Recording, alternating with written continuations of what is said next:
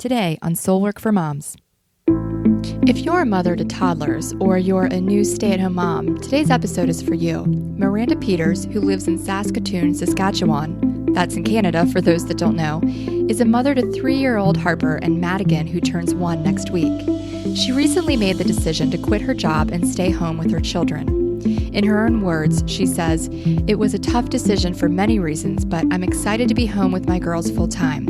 I know that it won't be easy financially and emotionally, but hey, being a full-time working mother isn't either. I'll go forward knowing I made this decision for all the good that comes with it, and I trust that God will be our rock through it all." Hear her interview right after this. I'm Michelle Duncan-Wilson, and last year I created a workshop for moms to get together and work through some of the things they were struggling with.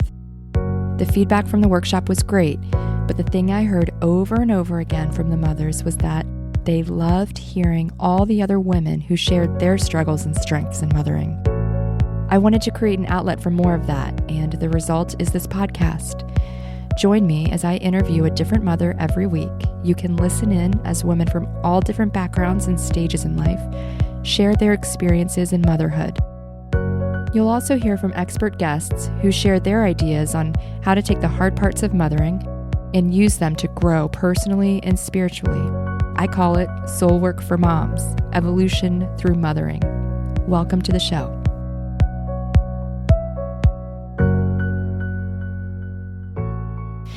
Miranda, thank you so much for being on the show. No problem. Take a minute and just give us a little rundown on who you are, what you do, and a little bit about your family. Well, I have been married for about 8.5 years to an awesome guy named Chris. We met just after high school, and we have 2 girls, Harper, who just turned 3, and she's a fireball. I don't know how else to describe her. And then we have Maddie, who will be 1 in March coming up here. So, and I just recently made the decision to not go back to work. It's pretty brand new. So I don't really know what I do right now, except I'm staying home, and I'm okay with that for now. I think that it'll be a good time just to reevaluate and decide what I really want to do and how we want to run our family. First question, and I'd love to hear more about that decision to become a stay-at-home mom. Oh, it was a long process. I'm from Canada. We get a year here. After your baby's born, you get a year off from work, which is amazing. So it took a long time to get to that point where I finally decided that I wasn't going to go back. Over Christmas, I was really unhappy. And I think that in my mind, Christmas marked the beginning of the end. Maddie was in March, and so in my head it was like, okay, when Christmas comes, that's kind of, we're starting the countdown. And I was going to go back before her first birthday, like February. So it just felt really, it was really looming. And Chris he finally just said to me, he said, "Why are you going to go back? Like, just stay home." And I didn't even really think about it as an option, mostly financially, but he was like, "Why would you work all that time and pay those huge daycare fees and things when we could just make some changes and you could stay with the girls and just decide what's really going to make you happy?" Because I didn't mind my job, but it definitely didn't make me happy. It wasn't something that I really was looking forward to spending, 10 hours away from home every day and leaving with a stranger. And there was just a lot of factors. And so when I finally made that decision, and I called my boss and told him, and he was just so gracious. He was just happy. And he kept saying, "It's so wonderful that you get to stay home with your kids. It's so important when they're little, if you can do that." And so all of those things just really made me feel really good about what I decided. So the last couple of weeks I've just kind of been on air a little bit because I feel like I really made a decision that has pushed me in the right direction, and I just wish I would have maybe done it sooner. Yeah, so this is really fresh for you. Yes, very fresh. That's exciting. It is. I keep looking at the calendar thinking, I should be going back in 2 weeks and I'm not.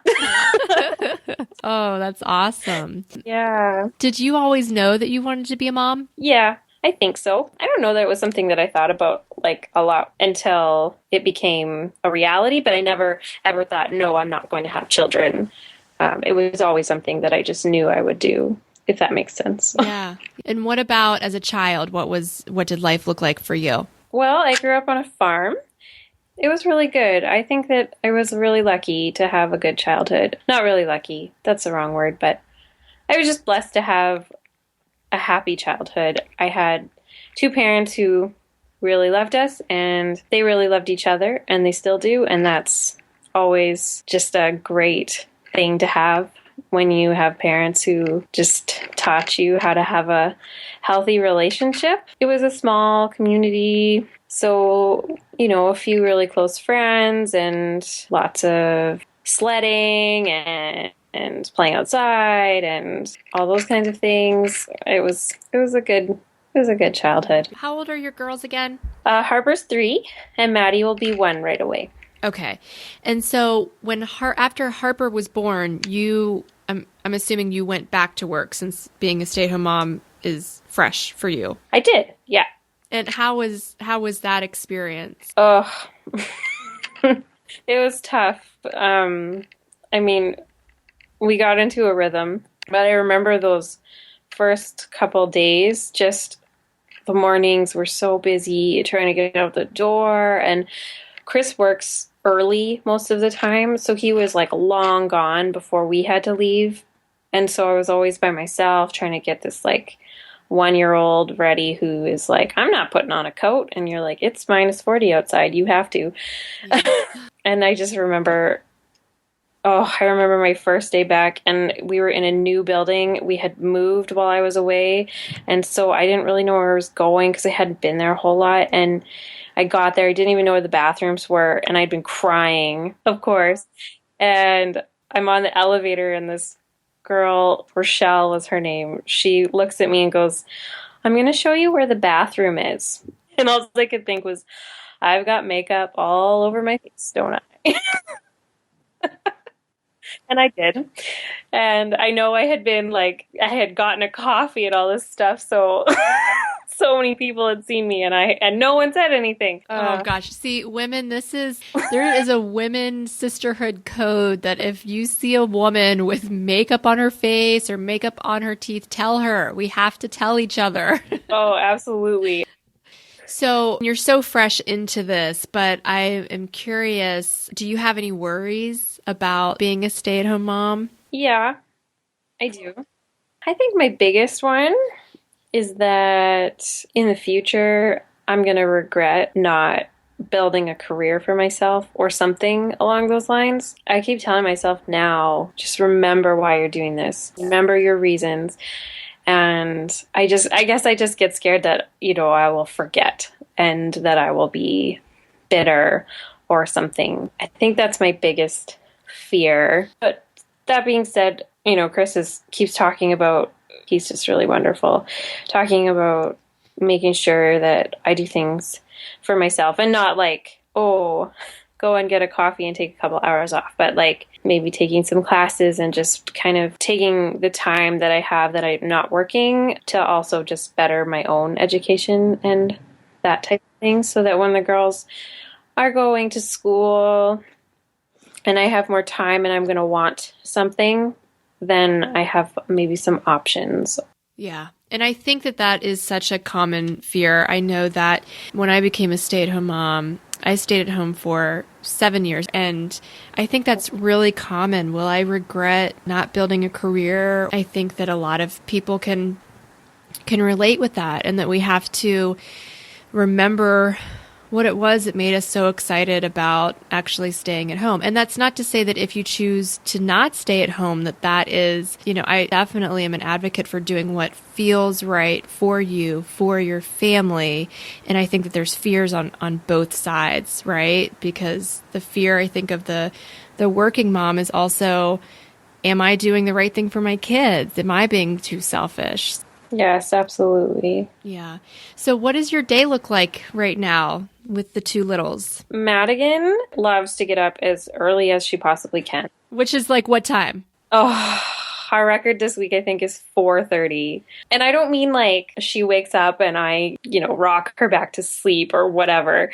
I mean like she's like awake and she wants to play and have fun. She's so ready for the day. She's like, I'm awake, let's do something. So that's been a challenge. She's been kind of doing this for a few months now, and it's rough when you get up that early. So we tend to have fairly early days, which is good. It's okay. I'm a morning person, so for the most part, I'm okay with it. And we try to do something in the morning. I think my girls take after me. They're really happy and good in the morning. And so if we're going to do something in the day, morning is when we do it. I'm lucky I have a couple really good girlfriends who we all became moms together, and I think we really bonded through that. And so we spend a lot of time with those girls and their kids. And yeah, so we will usually get up early and have breakfast and play for a little bit, and then we'll maybe head out for the day, spend a couple hours playing or doing whatever. And then I kind of like to spend the afternoons at home.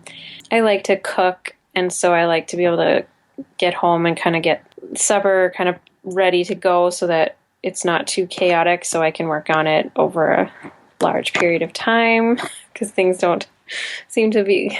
You seem to get interrupted a lot, especially if you're a rush. Yeah, and I really like to stay home in the afternoons. It's just, Harper is always a little bit tired and a little bit emotional, and it's just easier just to be home where you feel like you can just decompress a little bit.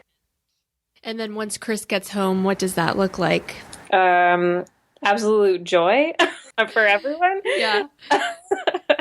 No, the girls have just the best dad in the whole world. And so when he comes in that door, oh my word, they are just so thrilled. They are always so happy to see him. And he's usually so good. He's a journeyman carpenter. And so some days he comes home and he's really dirty. But he's a project manager, so then other days he comes home and he's just done kind of lots of managing throughout the days. It really depends on what jobs he's working on.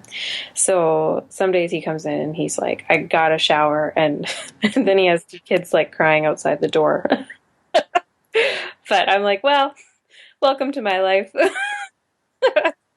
Say so long to the private shower or private anything. A lot of moms will be really interested in the logistics of that nighttime, getting Harper to sleep, with a 1-year-old. What does that look like in your house? Harper goes to bed just a little bit after Maddie. When Chris is home, because he travels sometimes, when Chris is home, he does Harper and I do Madigan. And so I've always been a huge advocate for rocking my kids. I just always wanted to rock them. And when I first had Harper, people would say don't rock your kids. You'll be rocking them forever. And my mom, who is very wise, said, you're not going to have a 15-year-old who wants to be rocked to sleep every night. It's just not going to happen. And she was right. And so I rocked Harper until she was probably 2. And now I rock Maddie, and it's just special. And So you have no regrets for rocking? No. That's great. Don't let people scare you away from it. That's my opinion. I know it can be, sometimes you feel like, I don't want to do this, I need to do dishes, and then I just really want to have some alone time, but it really doesn't last forever, and it's just nice. I like it. I think it's just so nice. So I rock my kids, and that kind of sometimes elongates the process because it means they will not go to bed on their own, or at least Madigan won't, and Harper will because she's older. But so when Chris is home, things are fairly simple for the most part. We kind of have our roles and we've settled into them, kind of just this is how things go. But he does travel when he's not here. I've just had to accept that anything goes. Yeah. I don't know. He was gone for a week here a few days ago, and that was tough. And I felt so guilty because there was a lot of nights where I was saying to Harper, like, okay, play on your leap pad while I put Maddie to bed, giving her some sort of like something to entertain her while I tried to get Madigan to sleep. Well, I know you're not the only one that is doing that. I mean, I think that we're just doing the very best that we can to try to manage, keep all of these plates spinning in the air. So you had mentioned that your mom gave you that advice that you won't be rocking the 15-year-old to sleep. Is that who you go to for advice about mothering? Usually. I would say she's the first person I call or text or whatever. She's always been really great. She gives really good advice, and I think she tries really hard to make sure that it's very constructive and not just that it's helpful and encouraging, and that it's not just, oh, that happened to me and they'll get over it, it'll be fine. And that's really significant.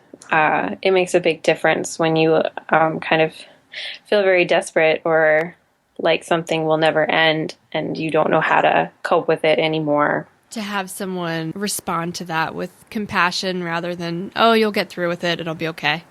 Yeah, exactly. On that subject of feeling sometimes like things aren't going to end, how do you take care of yourself? I love quiet. Me too. If I could just sit with a cup of tea or a cup of coffee and a book in silence, that would be the best, I think. That's definitely what I love to do is just to read and just to be in silence. Now that I've said that, I can't remember the last time that I did that. Besides your family, what's the one thing that you could not live without? Coffee? No. That seems to be a very popular answer for moms. The first thing that came to my head was Christmas music, which is so silly, but I just love Christmas music so much. I listen to it all year, and my husband thinks I'm crazy. And then as soon as like November hits, it's like just on all the time. Oh, I thought you were going to say you're sick of it by the time November hits. I feel like as soon as November comes, I'm allowed to listen to it like 24/7. Whereas like leading up to that point, I'll kind of hide it, like listen to it on my headphones or when I'm alone in the car. Like no one knows I'm listening to this. So coffee and Christmas music. That's great. Mothering brings so much to our lives. It brings incredible joy, but it also brings a lot of difficulty and sometimes pain. Doing soul work means taking a look at the personal difficulties you're having and asking yourself, how is this situation here for me so that I can grow? Hearing what other moms go through can be validating and it can open your eyes to new perspectives, but I also hope it sparks a desire in you to hear the call from deep inside, showing you what is asking to be worked through right now. You don't have to get overwhelmed with a laundry list of things. Just see what rises to the top right now, asking you to take a deeper look. From there, you can also talk to your innate intelligence and ask, what is the next step necessary? It may be getting a book, it may be having a conversation with someone, it may be sending an email to a specialist to ask about working with you. You have the next step right inside of you, waiting to be heard. And I'm here to encourage you to listen to it, because it's only by listening to this voice and acting on its intelligence that you will grow into your full potential. How would you say that being a mother has changed you? Everything seems to just hurt a little bit more. I feel so much more like sensitive about everything. I can't even watch the news anymore. It just breaks my heart. I don't know if it's just this like having this little human life.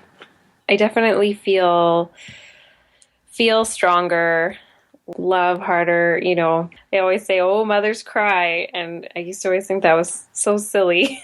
And now I'm like, oh my goodness, stop crying. Why am I crying over everything? Yeah, I think until you're a mom, you just can't even imagine the depth of the love that you could experience for another being, but also, like you said, Yeah. just the increased awareness and the increased compassion for everyone, because then suddenly everyone that you're seeing on the news is either somebody's child or, Yes. and it can be heartbreaking, but it's also, I think, so beautiful that our hearts are literally cracked open to this love that we didn't even think was possible before. Yeah, absolutely. Yeah, exactly. Yeah, I think that would be the biggest thing. I think all of a sudden, before I look back, I think I was quite selfish, which I think is really normal.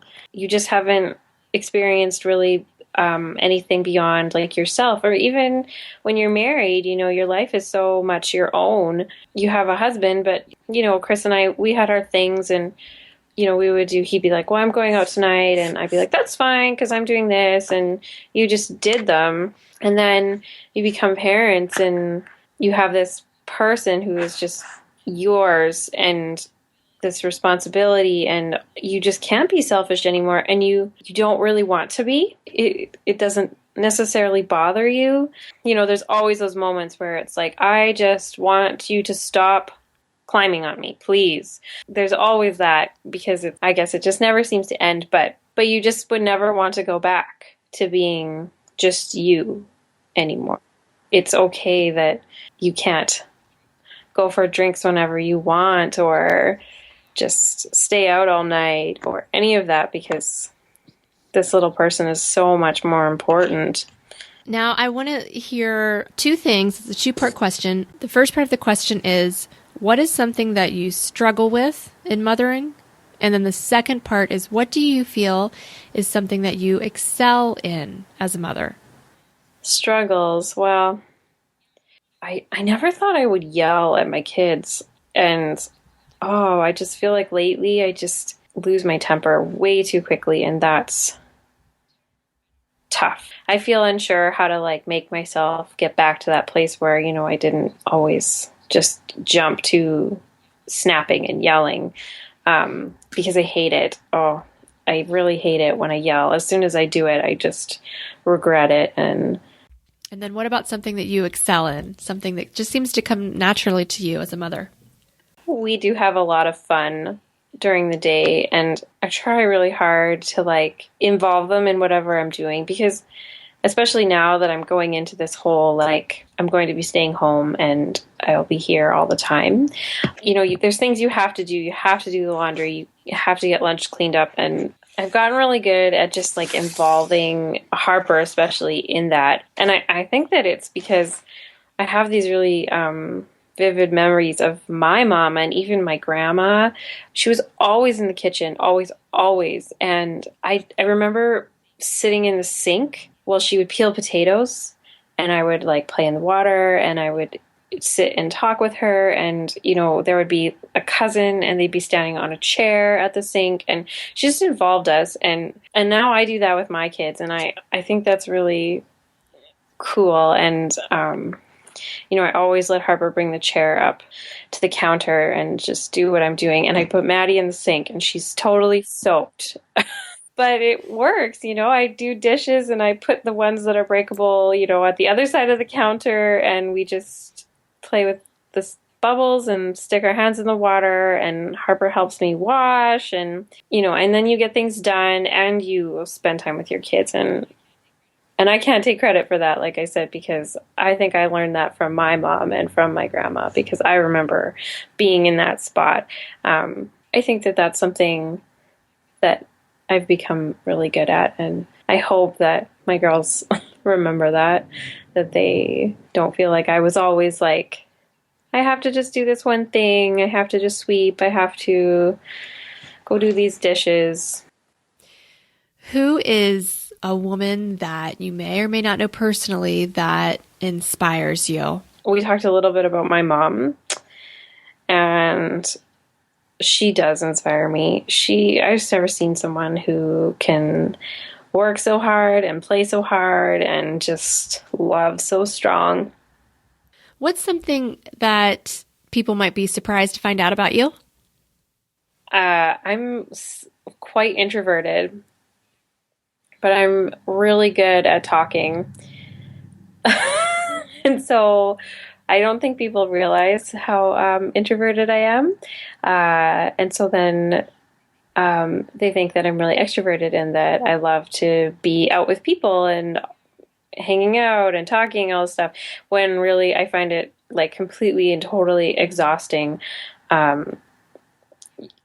Yeah, like people will invite me to so many things and I just get so worn out. I have a hard time saying no because I want to be there for people and I love to see people and everything. But oh my goodness, it's really hard on me. And so I've really had to learn how to say no and just stay home because I just need it so much, especially now that I'm a mother, because you just need your energy.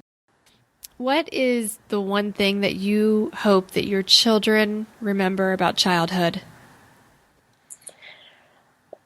Oh, I'm sure everyone says this, but I sure hope that they remember that it was happy. Yeah. This might be kind of a weird reference, but have you ever seen the movie Where the Wild Things Are? I think I have. I can't remember specifically, but I feel like I was in the room when my children were watching it. Okay. So we watched it, and if you ever get a chance to watch it, this goes back to everything being like sadder, but I watched it and it made me feel really sad because, they took a book that was, really like 10 pages long and had like 6 words on every page and turned it into a 2-hour movie. But the big thing I got out of that, the big theme was that, being a kid is really hard. And I think as adults, we forget that. They are these little people and they have such big emotions and so little understanding of how things work in the world. And, they don't, know or necessarily understand fully what their parents are going through. To them, it's simpler, but then harder at the same time. Anyways, the whole thing made me feel like, as parents, I think we need to try hard to remember that being a kid can be really difficult. But with that being said, I hope my girls remember laughing and just having fun. And I really hope that they remember Chris and I spending time with them. I hope that is something that they see as important and significant and that it made a difference in their life. If there was one thing that you could share with all mothers, what is that one piece of advice that you would like all mothers to know?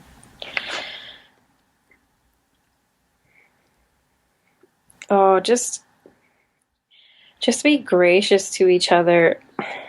I think that the biggest lesson I learned since becoming a mom, and it's, I haven't been a mom all that long, but it's really hard and you have to make all these decisions for this person that you're raising and that you hope will turn into a decent adult and human being. And I think that we forget we're all so hard on each other, that all of these moms that make these decisions out of love and not for another reason.